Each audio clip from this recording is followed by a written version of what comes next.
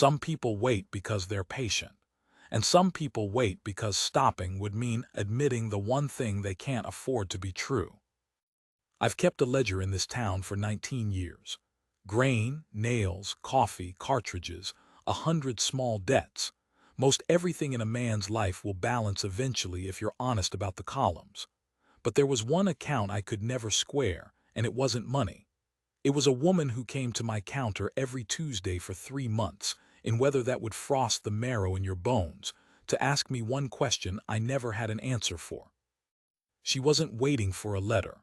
She was waiting for a man who'd walked up into the high country and never walked back down. Everyone in town knew what had happened to him.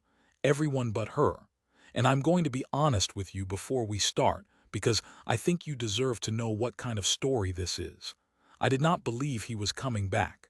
Not for one single day. I thought her waiting was the saddest thing I'd ever watched a person do to themselves. I was wrong about almost all of it. Stay with me, and I'll tell you exactly how wrong. The bell over my door rang the way it always rang when it was her, one thin note, cut short, because she never let the door swing. She'd catch it with her heel. 3 months I watched her do that, and it took me half of them to understand it wasn't manners. It was that she couldn't stand loud things anymore. Loud things were hope arriving too fast. "Morning, Mr. Pettit," Cora Mabry said. "Morning." That was the whole of it most days. She'd set her basket of mending on my counter, unwrap the oilcloth and lay out the finished work, a freighter's torn coat, a widow's black hem let down for a growing girl, a shirt with the collar turned so the frayed side wouldn't show. She did fine work, better than the town paid for, and while I counted out her coin she would look without ever quite looking at the wall behind me where I pinned the mail that came up on the Thursday stage. She never asked. That was the thing that got into me. She never once said the man's name at my counter, never said, "Is there anything for me?" Never made me tell her no. She just looked at the wall, and if her eyes didn't catch on anything, she'd fold her oilcloth back up, tuck a strand of hair under her bonnet with 2 fingers, always 2 fingers, always the left side, and say, "Thank you kindly." His name was Wade Harmon. I'll say it plain so you're not confused, because she wouldn't. He came into the country the summer before, one of those lean, quiet men who smell of pine pitch and green hide and don't take a room because a roof over a bed feels to them like a coffin. Trapper. A good one, they said, though I only ever sold him powder and salt and a bone-handled knife he paid for in Prime Mart. He wasn't much for talk. I liked him for it. In my trade you spend your days drowning in other men's talk, and here was a fellow who'd stand at the counter and say what he needed and pay and go. And the whole transaction had the clean feel of a thing that balanced. He and Cora, I don't know the beginning of it. I only know the middle, which is where I come in, and I only know the middle because a town this size has no such thing as a secret, only things people have agreed not to say out loud. By the last of the warm weather they were a fact. You'd see them walking the road down by the mill where the willows made it private, and her laugh, she had a real laugh then, a whole-body thing, nothing careful in it. I heard it once carry all the way up to the store, and I remember thinking, well, there's a woman who's decided. He'd come from nothing and he had nothing, and that mattered to him more than it mattered to her. I know that now. It was the whole trouble, though none of us saw the shape of it yet. Because in the fall he went up. Up the Widow's Stair, that's the pass above us, a switchback of scree and ice that climbs into the high basins where the fur's thick and a man can run a trapline all winter if he's fool enough or hard enough to do it alone. Wade Harmon was both. He told the blacksmith who told me that he meant to take a full season's catch out of the high country, sell it in the spring at the rendezvous down in the valley, and come back with a stake. A real stake. Enough for land, a cabin with a stone chimney, a milk cow. Enough that when he asked Cora Mabry to marry him, he could do it standing on his own ground, instead of standing there with his hat in his hands, and his pockets full of nothing but promises. Enough to be worth her. That's what he meant. Men like Wade Harmon can't say a thing like that, so they go up a mountain to prove it instead. He told her he'd be down by the first thaw. He told her spring at the latest. He was so sure of it that she was sure of it, and that certainty is a thing you can lean your whole weight against and never feel it give right up until the day it does. The first snow came early that year. I remember because I'd not yet got the winter stock hauled up and I lost a wagon's worth of flour to the wet. The snow came early and it came hard and it kept coming, storm stacked on storm, until the widow's stare filled to the shoulders and closed like a door. By December no man went up and no man came down. That's the country. Everyone here has made their peace with it. The mountain gives you a season to do your business and then it shuts, and whatever you didn't finish, you finish in the spring or you don't finish at all. Cora came to my counter that first Tuesday after the pass closed and she looked at the wall and there was nothing and she said thank you kindly and went home. And I thought, she doesn't understand yet. There's no mail. There's no anything. Nothing crosses that pass till May. I thought she'd reason it out and stop coming. She came every Tuesday, all winter, in a coat too thin for it. Now here's a hard thing about a small town, and I'll not pretty it up for you. A town will pity a woman for exactly as long as her grief flatters the town's idea of itself, and not one day longer. That first month, folks were gentle with Cora Mabry. The women brought her broth. The men touched their hats lower. There's a kind of tragedy people enjoy, the kind that makes them feel tender and lucky both at once. And a young woman with her heart up a snowbound mountain was that kind of tragedy, for a while. But grief that doesn't resolve makes people itch. By the second month I heard the tone change at my own counter, over my own coffee. She ought to face it. A body's got to be sensible. He's dead up there or he's run off, and either way she's making a fool of herself, and it's almost unkind of her, if you think about it, to keep it in front of us. That last one, it's unkind of her, was August Prout, and I want you to remember him because he matters. Prout was the freight agent, a widower 40-some with a house that had glass in every window and a full team of percherons, and the settled, well-fed look of a man who's never once in his life gone hungry over a principle. He wasn't cruel. I want to be fair. He was worse than cruel, he was reasonable, in the way that reasonable men can grind a person down finer than any brute ever could. And he had decided, somewhere in that second month, that Cora Mabry ought to marry him. He put it about that it was charity. A woman alone, no family west of the Mississippi, a dead brother buried out past the cottonwoods, and a mother 2,000 miles away she couldn't afford the stage to reach. Prout would give her a roof, a name, security. He said the word security the way other men say love, like it was the deepest thing he had in him, and maybe it was. I'll tell you the moment I understood how bad it had gotten. It was late February, and the cold that week was the killing kind, the kind that comes down off the peaks at night and cracks the nails in the walls. Cora came in blue-lipped, and I could see her hands weren't steady when she laid out the mending, and I broke my own rule. I never spoke first, all those months, but I broke it. "Miss Mabry," I said, "it's 10 below out there. You don't need to come every week. I'll send my boy down with anything that comes for you. You have my word on it." She looked at me then, really looked, which she almost never did, because looking at people meant letting them see what was in her face, and what was in her face was too much to ask a stranger to carry.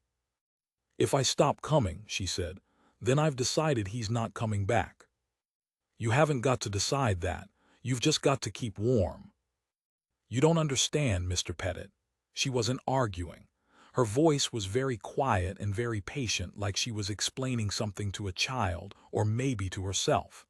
"As long as I come, I'm still a woman waiting for her man. The day I stop, I'm just a woman who was left. Those are different things. I'd rather be cold every Tuesday for the rest of my life than be the second one." I didn't have an answer for that. I'm not sure there is one. I counted out her coin and she took it in fingers that could barely close, and she went back out into that killing cold, and I stood at my window and watched her go, and I thought, for the first time, that grief might not be the worst thing that could happen to her. Grief at least has a bottom. What she was doing had no bottom at all. I want to tell you something now that shames me a little, all these years on. I sided with Prout. Not out loud, I'd not have said it to her for anything, but in the private ledger of my own head, where a man keeps the accounts he's not proud of, I had it written down that she ought to marry the freight agent. Be sensible. Take the roof and the glass windows and the full pantry. Let the dead man be dead. I told myself it was mercy to hope she'd give up. I told myself the kindest thing that could happen to Cora, Mabry, was for the last of her hope to die quick and clean, so she could get on with a life. I have thought a great deal since about how sure I was, how reasonable, how exactly, precisely, righteously wrong. March came, and with it the first false spring, 3 warm days that fooled the whole town into pulling off its mufflers, before winter came back around and slapped us for it.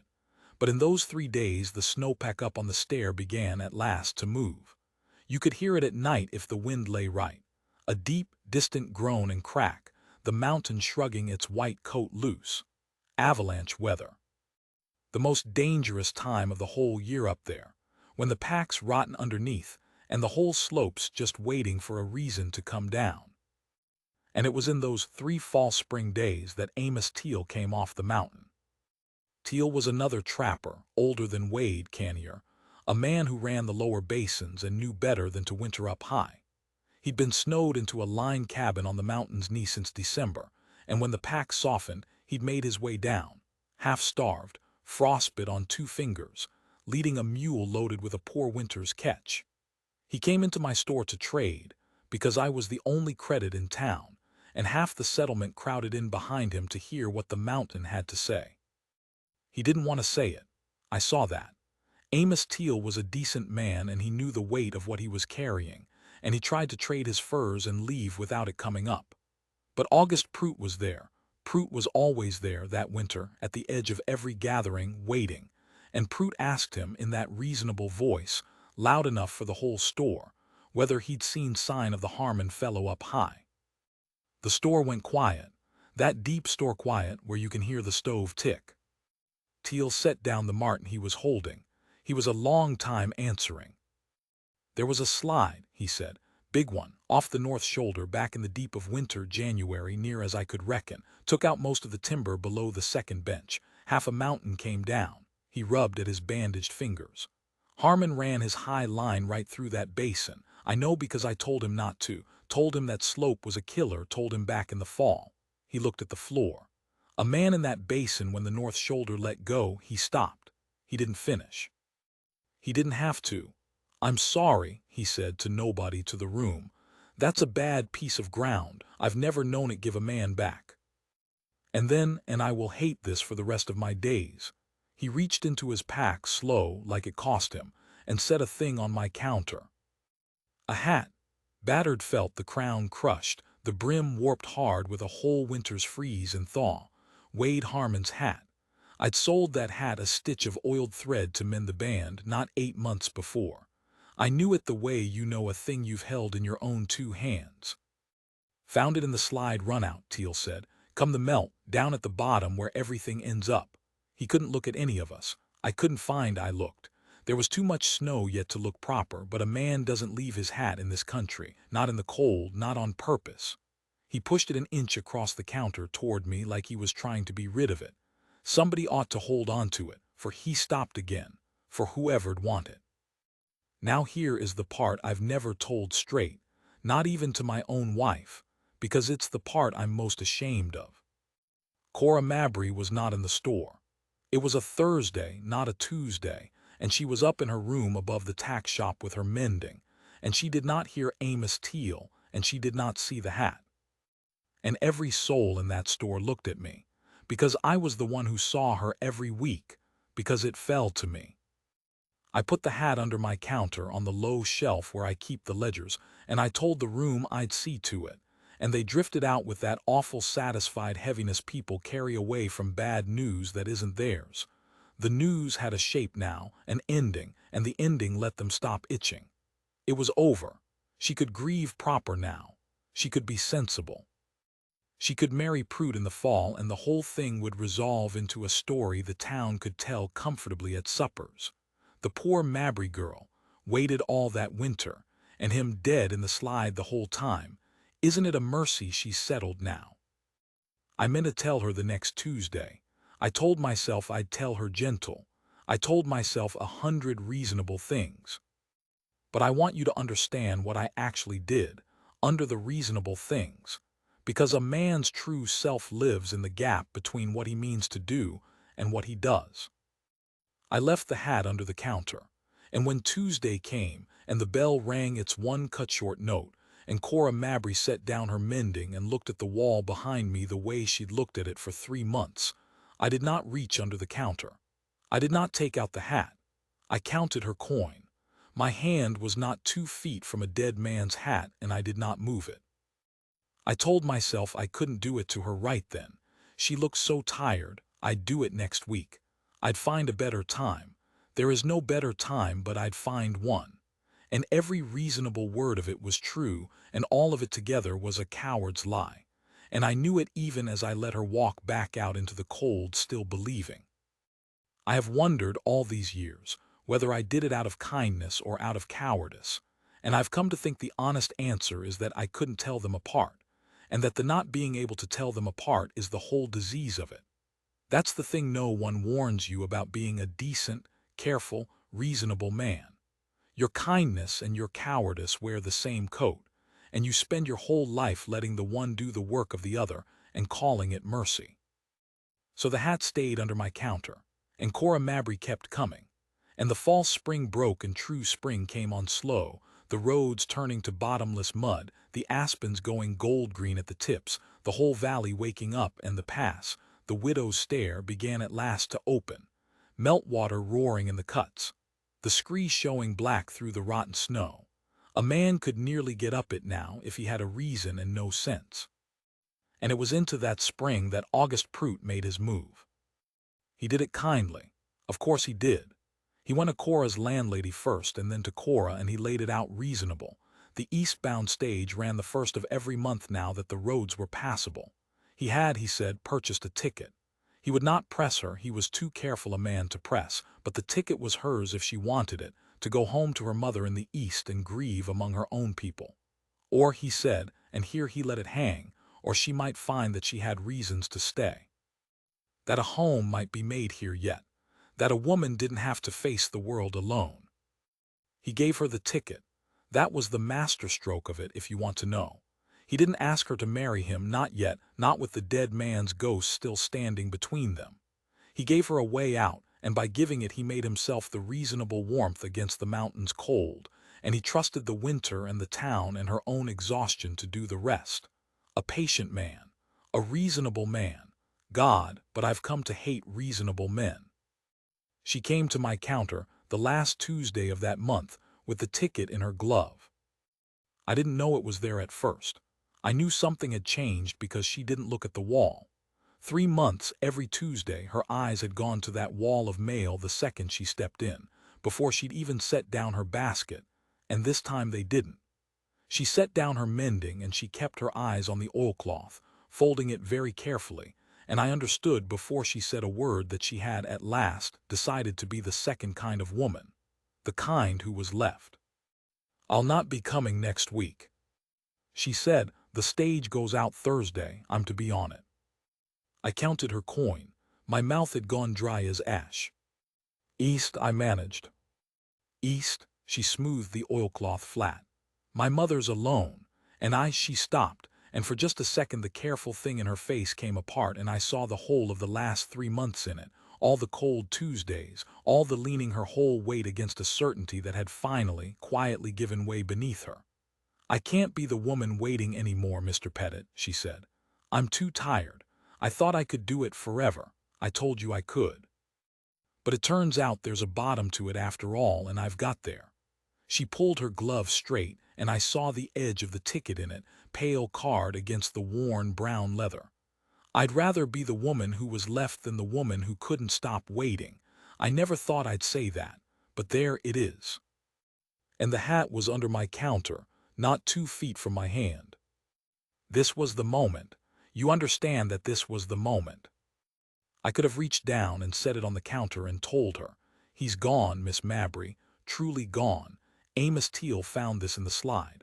I've been carrying it a month and I've been a coward not to give it to you. And I'm sorry, God, I'm so sorry. And it would have been a terrible thing to do, and it would have been the true thing. And it would have let her go east knowing the shape of what she was leaving instead of carrying a doubt 2,000 miles that would gnaw her the rest of her life. I opened my mouth to do it. And I looked at her face, that tired, decided, finally at peace face, a woman who had at last, after 3 months, found the bottom and set her feet on it, and I could not put the hat in front of her. I could not be the one to do it. I told myself once more in that reasonable coward's voice, let her go. Let her go believing whatever she can bear to believe. What good does the hat do her now? It changes nothing. She's decided. Let the woman have her peace. So I said, Thursday stage. Thursday stage. My voice caught on something. I'll miss you at my counter, Miss Mabry, that's the truth. And she smiled at me. First time in 3 months I ever saw her smile, and it about broke me, because it was a real one, small and worn but real, the ghost of that whole-body laugh I'd heard carry up the road the summer before. You were kind to me, she said. You never once made me say his name. Nobody else in this whole town understood that I couldn't, but you did. You just let me look at the wall. She picked up her empty basket. I'll remember that.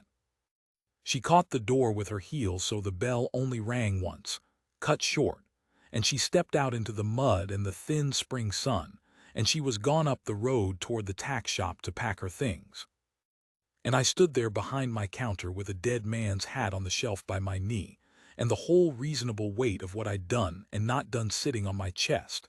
And outside, high above the town, so faint you'd miss it if you weren't a man who'd spent a winter listening. The widow's stare let go another slab of its rotten snow, a long low groan and crack rolling down off the peaks, the mountain opening its door at last. I didn't sleep the 2 nights between. I want to start there, because I've made myself out honest enough in part 1 that I'll not go soft on myself now. Both nights I lay awake beside my wife with the hat on my mind like a stone on my chest, running the accounts. Tell her, don't tell her. Chase down the stage road with the hat and lay it in her hands, or let her go east with her doubt and her peace and never know.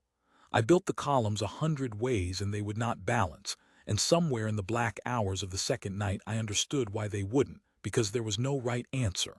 There was only a choice, and choices don't balance. They cost. Whatever I did, it would cost her something, and the only thing left in my power was to choose which thing. I decided near dawn that I'd tell her. Not out of courage, I've never claimed courage, but because I couldn't stand to be the man who let her leave believing a maybe when I held the truth on a low shelf. I decided I'd catch her Thursday morning before the stage, take her aside, give her the hat, and let her hate me for it if she needed to. It felt like the least cowardly thing left, which is not the same as brave, but it was the best I had. I never got the chance. Because Wednesday, the whole thing came apart in a way none of us, not me, not Prout, not Cora, not one soul in that valley, had left any room to imagine. It was near dusk on Wednesday, the light gone amber and long, and I was closing up the store when I heard the dog. There's a dog at the livery, a rangy yellow thing that barks at squirrels and its own shadow and generally at nothing, and I paid it no mind at first. But it kept on, and there was a note in it I didn't like, and then I heard men's voices down by the road, sharp, and then a woman somewhere calling out, and I came around my counter and out onto the step to see what the commotion was, wiping my hands on my apron. There was a knot of people at the foot of the road where it comes down off the mountain, the road to the widow's stair, and they were all looking up, and coming down out of the last of the trees, down the muddy cut where no man had come down in 5 months, was a shape. I'll tell you exactly what I saw, because I've seen it in my sleep more times than I can count. I saw a thing that I did not at first understand to be a man. It came slow, lurching, one leg dragging bad, using a length of peeled branch for a crutch and a staff both. It was gaunt past gaunt, a scarecrow, a famine, a thing worn down to the frame. Its beard had grown wild and matted to its chest, and its clothes hung off it in rags gone gray, And there was old blood and there was new. And one whole side of it moved wrong. The leg below the knee bent in a way a leg has no business bending, healed crooked. A break that had set itself the way breaks set when there's no one to set them right. And it was coming down the mountain. The mountain never gave a man back. Nobody moved. That's the God's truth. A dozen grown people stood frozen at the foot of that road and watched this ruined thing come lurching down out of the trees like something the mountain had chewed and spit back. And not one of us moved, because the mind will not, at first, accept a dead man walking. It refuses it.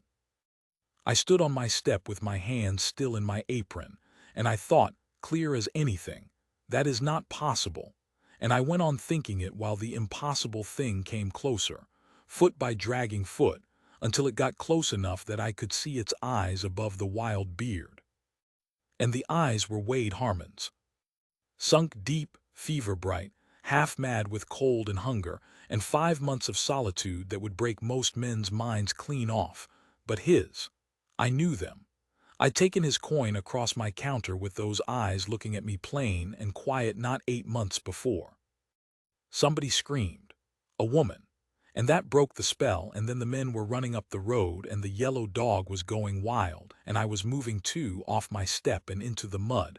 But even as I ran, the reasonable part of me, the ledger-keeping, account-squaring part that had ruled my whole life, was saying it makes no sense. Teal found his hat in the slide. A man doesn't survive that basin. It makes no sense. And I want to tell you what actually happened, because the truth of it is stranger and smaller and more human than the sense-making wanted. The slide had caught him, yes. Amos Teal had that part right. The north shoulder let go in January and half the basin came down and Wade Harmon was in it. But the slide didn't kill him. It buried his cabin, his whole winter's catch, his powder, his food, his snowshoes, his hat, everything he owned in the world save the crippling of his own leg where a tumbling log had caught it. The slide took his stake. It took the entire reason he'd gone up the mountain. 5 months of the hardest, loneliest labor a man can do. All of it to come back to Cora Mabry with something in his hands worth marrying her over. And the mountain took every scrap of it in 9 seconds and left him alive at the bottom of it with a broken leg and no way down. So he did the only thing there was to do. He crawled to a lower line cabin half dead, and he set his own leg with a stick and a strip of hide badly, and he waited out the rest of the winter on what he could snare with his hands, because he'd lost his powder in the slide. 5 months. Alone. In the dark and the cold, on a leg healing crooked, waiting for the pass to open just enough that a crippled man might drag himself down it before the spring slides came and finished what the winter had started. And here is the part that gutted me. When I finally learned it, the part that made me understand I'd had the whole man wrong from the start. He almost didn't come down. Not because he couldn't, because of the thing that had sent him up in the first place. He was coming home with nothing. Worse than nothing, a cripple, a burden, a man who couldn't run a trapline or work a plow or do a hard day's labor ever again, coming down to a woman he'd left behind to prove himself worthy of. Every reason he'd had to climb that mountain, the slide had turned inside out. He'd gone up so he'd never have to stand before her with his hat in his hands and nothing in his pockets. And he was coming down as less than that, as a broken thing that would need caring for the rest of its days. He told me, weeks later when he could talk about it, he told me that up in that cabin on the worst nights, he'd near talked himself into not coming down at all, into letting her believe him dead. Because dead, he was the man who'd loved her and been taken by the mountain, and she could grieve him clean and marry some whole man and have the life he couldn't give her. But alive and crippled, he was just a weight he'd be hanging around her neck. He decided, more than once up there in the dark, that the kindest thing he could do for Cora Mabry was to die quiet on that mountain and let her go. You hear that? The exact same reasoning, the exact same kindness. Him up on his mountain and me down at my counter, both of us so sure the merciful thing was to let her go believing a lie. Both of us so reasonable. It's the disease, I told you. It wears the same coat everywhere. It even wears it up a mountain in a starving man in the dark. What changed his mind, and he laughed when he told me this, a broken rasp of a laugh, was that he decided he was too much of a coward to die on purpose, and too stubborn to die by accident. And if he was going to be alive anyhow, he might as well be alive down where she was and let her decide whether she wanted the wreck of him.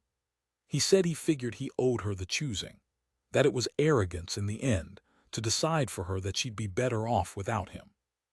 That a woman gets to pick her own griefs and her own weights, and it wasn't his to pick for her. So he dragged himself down the widow's stair on a crooked leg to give Cora Mabry the choice. And he'd timed it, without knowing, to the very evening before she was to leave forever on the eastbound stage. Now Cora, she wasn't in that first knot of people at the road. She was up in her room above the tack shop, packing her trunk, the ticket to the east on her table. Somebody ran for her. I saw the boy go, tearing up the road hollering, and I stopped where I was in the mud, because I understood that whatever was coming next was hers and not mine, and a decent man knows when to stand back out of it. I saw her come out onto the tack shop steps. I was close enough to see her face and far enough to have no business in it. She came out with her hands still full of some folded thing from her trunk, and somebody was pointing, and she looked down the road to where the men had got Wade Harmon under the arms and were half carrying him toward the town, and I watched her not understand it, the same way I hadn't, the mind refusing. And then I watched her understand it. I have no words for her face, and I'll not cheapen it by reaching for them. I'll only tell you that the folded thing dropped out of her hands into the mud, and she never looked down at it, and she came off those steps and down the road not running exactly. It wasn't the running of a girl in a story.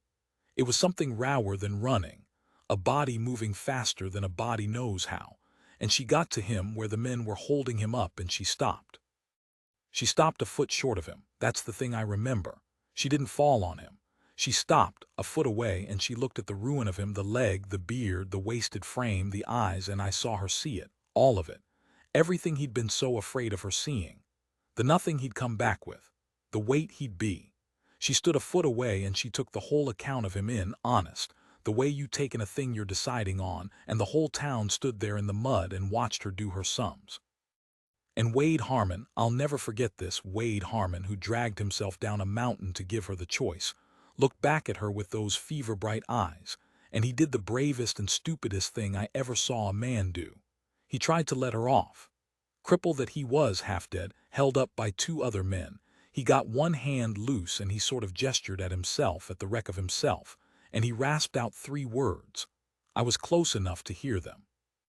"I got nothing," he said. Meaning don't. You don't have to look at me, I'm nothing now. Go east, take the ticket, be free of me, I'll understand. Meaning the last worst kindness, the same coat, offered right up to the final second. And Cora Mabry looked at the man she'd waited 3 cold months for, the man she'd finally, the day before, given up as dead, standing broken in front of her offering to let her walk away. And she laughed. She laughed. That whole-body laugh, the one I'd heard carry up the road the summer before, the one I'd thought the winter had killed in her for good. It came up out of her raw and wet and shaking, half a sob and half the truest laugh I ever heard. And she closed that last foot between them and took his awful bearded face in both her hands, and she said loud, so the whole town heard it, so I heard it, so I've heard it every day of my life since. "You never had anything, you fool. I didn't wait for your things." And that was the whole of it. That was her doing her sums out loud. He'd gone up a mountain and nearly died on it and let it break him to earn the right to be worth her, and she'd never once been keeping that account. She'd never cared about the steak, the land, the cabin, the milk cow, the nothing he was so ashamed of. She'd waited for him. Just him. The mountain could keep every scrap it stole, and it made no difference to her books at all, because it was never in her books to begin with. The only thing on her side of the ledger was the man, and here he was, and he was alive, and that balanced everything. He came apart then. The stubborn went out of him all at once, and he sagged in the men's arms and wept into her hands, and she held his ruined face and wept too, and the whole town stood in the mud around them not knowing where to look. And August Prout, I watched him. August Prout turned and walked back toward his house with the glass windows, and I never once in the years after saw that reasonable man press a suit again. Some accounts even a man like Prout knows to close. They got Wade to a bed and the doctor came up from the valley and rebroke and reset that leg, and he never walked right again, not for the rest of his days. He limped bad the whole rest of his life. Couldn't trap anymore, couldn't do a hard man's work. And it didn't matter one particle, because Cora married him inside the month, cripple and all and nothing and all. And they took a little piece of ground out past the cottonwoods near her brother's grave. And she did the field work he couldn't, and he did the close work she was too busy for. And between the two of them they made one whole life. And I never in 19 more years of watching this town saw two people who so plainly, so completely, had exactly what they wanted. They named their first boy Amos, after Teal. Because Teal's the one who'd found the hat and made everyone certain Wade was dead. And if the town hadn't been certain, Prout would never have pressed. And if Prout hadn't pressed, Cora would never have been driven to the very edge of leaving, to that last raw Tuesday. And she always said, she said it more than once at their table, laughing that laugh, that she'd needed to come all the way to the bottom of it, to actually decide to go, before she could know past all doubt what she'd have given up. That the mountain had to take everything from Wade, and the town had to take nearly everything from her, before either of them could see plain what was left when everything was gone. And what was left was the only thing that had ever mattered, and it had been there the whole time in her hands, if she'd only known to count it. The hat. I never did give her the hat. There was no need. In the end the man came down alive and made the hat a small thing. But I never threw it out either. I kept it under my counter, on the low shelf by the ledgers, all the rest of my years in that store. And sometimes a customer would notice it and ask what a beat-up old trapper's hat was doing there among my account books, and I'd say it was nothing, just a thing somebody left, and change the subject. But I'll tell you what it was. Since we've come this far, and I've been honest with you the whole way, it was the one account I could never square. Not money, I told you that at the start. It was the record of the 2 days I held a dead man's hat and let a living woman believe a lie, out of a kindness I couldn't tell from cowardice, so sure the whole time that letting go was the merciful thing. I kept that hat on my shelf for 19 years to remind me how reasonable I'd been, and how completely, righteously wrong, and how close my reasonable mercy had come to being the thing that carried her east on that stage forever. Because I'd near helped the mountain finish its work. Me and Prout and Wade himself, all three of us, so sure we knew what was merciful, we'd very nearly, between us, sent that woman 2,000 miles away from the only thing she'd ever wanted, one day before it came walking down out of the trees. She never knew about the hat, about the 2 days. I never told her. Some accounts you carry alone, and this was mine to carry. But every year on the anniversary of the day he came down, Cora Mabry, Cora Harmon, by then, would send her boy Amos into my store with a loaf of bread still warm from her oven, and a note in her fine mending woman's hand. And the note never said anything but "Thank you kindly, Mr. Pettit," the same words she'd said at my counter every cold Tuesday. And I would take the bread and sit down behind my counter with the hat on the shelf by my knee, and I would not, could not, eat it for a long while.